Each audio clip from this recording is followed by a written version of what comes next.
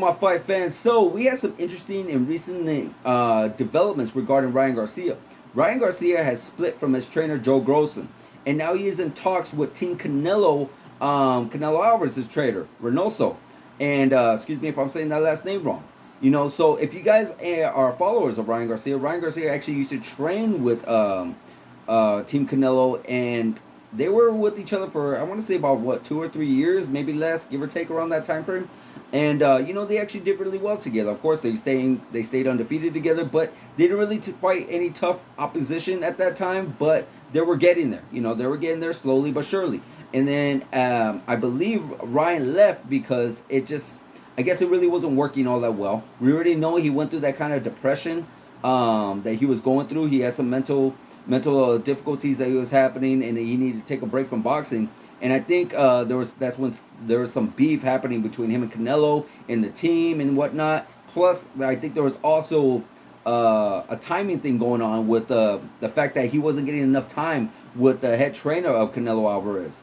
And if you guys remember, Team Canelo also had, of course, Canelo Alvarez. It had Andy Ruiz, and of course, it had Ryan Garcia. So it's very understandable for a fighter to really, really want certain amount of time with the head trainer, but it's kind of hard because he has to split all this time with all these other fighters as well.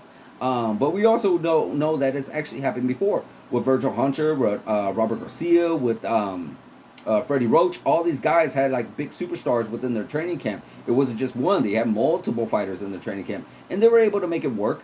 And some made it work, some didn't. It happens. But so it looks like Ryan Garcia wants back on the team.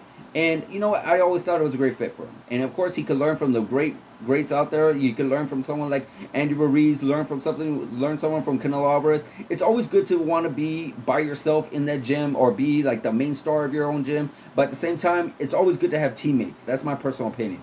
It's always good to have teammates, especially other teammates, not within your own division or your fight, your own lightweight division or whatever, but someone else that you can actually learn from as well. That's what they always say. If you're the smartest person in the room, get out of the room because you're not going to learn anything. It's always good to be learning something. You don't want to be the strongest person in the gym. You want to learn from the strongest person in the gym.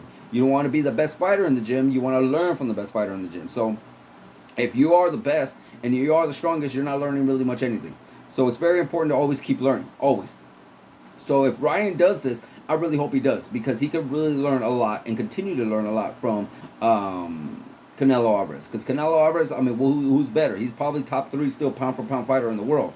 And he's always looked good and he's always looked great and such like that. So, hey, why not? Why not at all? I don't think Andy Ruiz is still training with them. I believe he left quite some time ago as well.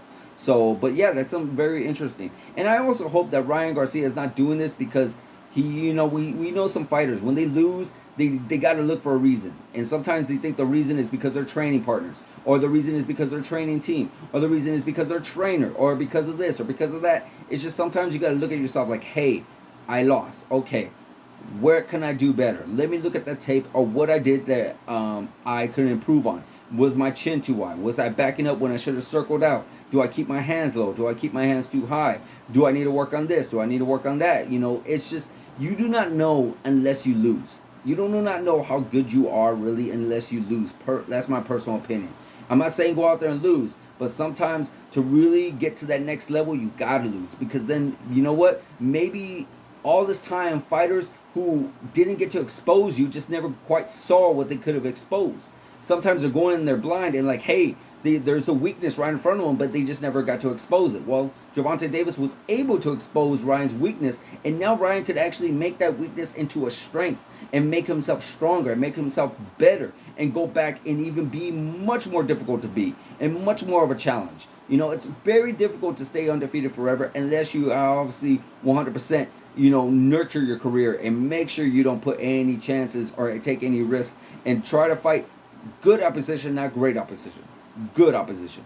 So, at the end of the day, I think Ryan Garcia is going to make a good move. I don't think Joe Grosson did anything wrong. I feel like Joe Grosson was a good fit for him. He did very well for him and such like that. So, at the end of the day, I don't see exactly what the point is. Not the point, the what actually happened. I don't know. None of us really know. Maybe one day or sooner down the line, we'll hear from Ryan Garcia and hear what he has to say regarding all this. But until then, I like it. I like the move and such like that. And hopefully he could come back, and hopefully he could learn from this experience and come back stronger. So guys, let me know in the comments of what you think. Do you think he's making a good move, or you think he's being a little too pointing fingers and rushing a little bit too much? Let me know in the comments, guys. Like, subscribe, hit that notification button, and I'll see you guys in the next video.